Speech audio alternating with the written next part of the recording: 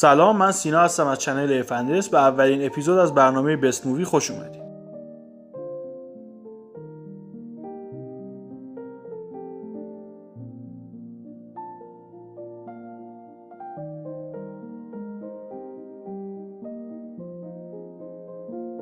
خب دوستان، خیلی خوشحالم که اینجا هم شما هم دارین ویدیو رو نگاه میکنین. قبل از اینکه این برنامه رو شروع کنیم چند تا توضیح کوتاه میدم و بعد میرم سراغ موضوع اصلی.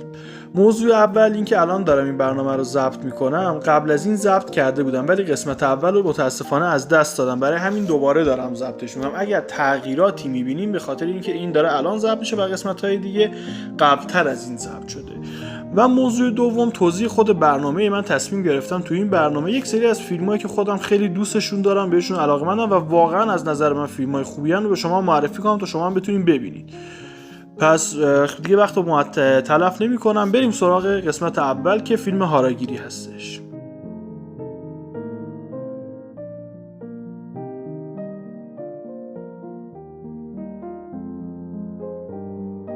خب فیلمی که امروز می‌خوایم در موردش صحبت کنیم فیلم هاراگیری، محصول سال 1962، ساخته آقای ماساکی کوبایاشی که یکی از بهترین فیلم‌های ژاپنی هم به حساب میاد. و کلا موضوعی که این فیلم داره در مورد اون سنت‌های ژاپنیه که باعث میشه انسان‌ها زندگیشون و حتی جونشون رو به خاطر یک سنت از دست بدن و داره در واقع اون سنت‌های غلط رو نقد میکنه. کلیت داستان ما اینه. اسم فیلم که هاراگیری برگرفته از یک سنت ژاپنیه که به همین اسم اون سنت هم هاراگیری یا سپوکو، که در اون سامورایی هایی که حالا ارباب خودشون رو از دست دادن یا دوچار انگار جرمی انجام دادن یا شغلی ندارن که زندگی کنن، در این انگار مراسم آیینی که همون هاراگیری یا سپوکو باشه خودشون رو میکشن و با شمشیر خودشون شکمشون رو پاره میکنن تا بمیرن و این کار براشون یک کار افتخار آمیز بوده. همونطوری که امروز ما مثلا توی کشورهایی مثل خود ژاپن یا کره میبینیم، مخصوصا همین الان که دارم صحبت میکنم امروز یک سریالی خیلی باب شده به اسم بازی مرگ که در واقع همین خودکشی رو داره میگه. این مسئله خودکشی کردن یک چیز خیلی بابی بوده توی فرهنگشون، همونطور گفتم تو ژاپن، توی کره. و وقتی که به جایی میرسیدن که یک مقداری زندگی براشون سخت میشده و فکر میکردن که دیگه اون شرافتشون قراره به خطر بیفته، دست به این اعمال این شکلی میزدن. حالا توی ژاپن به صورت هاراگیری اون مراسم آیینی رو اجرا میکردن و خودشون رو میکشتن. فیلم هم داره در واقع همین فرهنگ غلطی که اگر تو تنگنا قرار گرفتی خودتو بکش، خودتو نابود کن، و اینکه چقدر همین موضوعی که مثلا شرافت یک سامورایی باید باقی بمونه واسه بعضیا مهم بوده و چرا ما باید حتما زندگیمون رو به خاطر یک چیزی که اسمش رو شرافت میذاریم نابود کنیم، خانواده‌مون رو از بین. فیلم در واقع همین نکات رو داره نقد میکنه. در مورد قاب‌بندی‌هاش هم بخوام بگم، یک مقدار کوچولویی توضیح بدم. خب ما قاب‌بندی‌های سبک ژاپنی رو تو فیلم‌های دیگه هم دیدیم یا مثلا حتی فیلم‌های کره‌ای. از بناها فیلم‌های خاصی میگیره، اون قاب‌هایی که داره میبنده، اون شکل خشونتی که بعضی وقتا تو قاب‌ها در اون حالت آرامشی که باید اون زندگی سامورایی رو نشون بده رو به ما عرضه میکنه.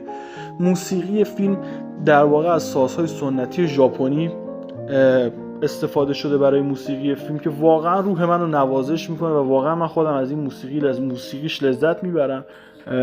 من خیلی دوست ندارم در مورد نکات فنی مثل قاب بندی و اینها صحبت کنم، ولی در حد معمولی که یک مقداری در مورد صحبت کرده باشیم حرف میزنم. سعی میکنم بیشتر به بخش داستانی بپردازم.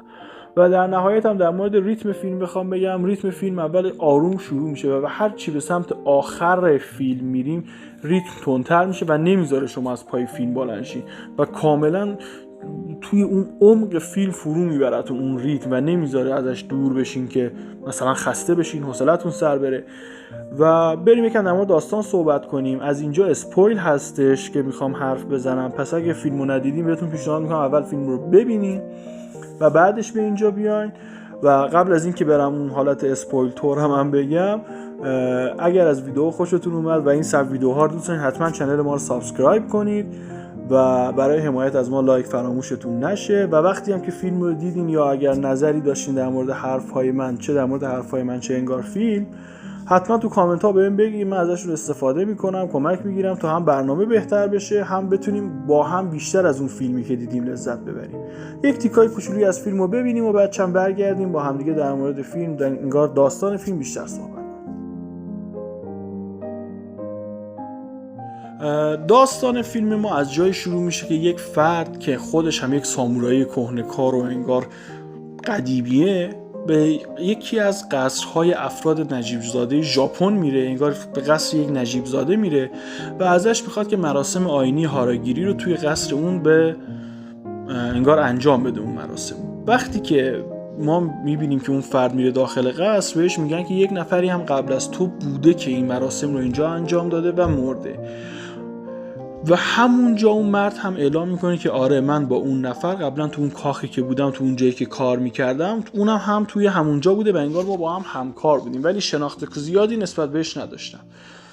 و وقتی که میخواد اون مراسم آیینی رو شروع میکنه انگار انجام بده، شروع میکنه به توضیح دادن داستان زندگیش و تعریف کردن داستان زندگیش و هر چی که جلوتر میره ما متوجه میشیم که آره این فرد با اون نفری که قبلا خودش کشته آشنایی بیشتری داره و یک جورایی به خاطر انتقامه که برگشته. همین توضیح کوتاه فکر می‌کنم اگه بخوایم فیلمو شروع کنیم کافیه.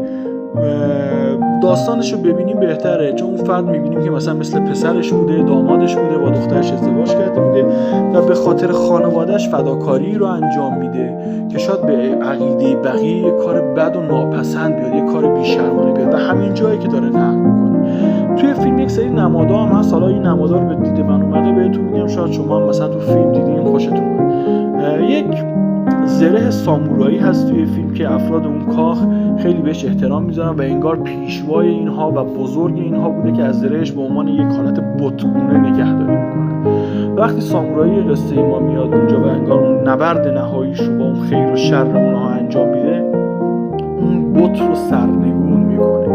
اون زیبایی و تمیزی کاخ وقتی که ما میبینیم خونها داره ریخته میشه، یک جوری داره به ما نشون میده که این دقیقاً رو همون خونها بنا شده، با همون ظلم و ستم بنا شده و اون نقد خودش رو به اون فرهنگ میبره و همونطور که گفتم مثلا اونجا که اون زره رو سرنگون میکنه انگار داره اون فرهنگ غلط رو، اون عقاید اشتباه اون افراد رو سرنگون میکنه و از بین میبره.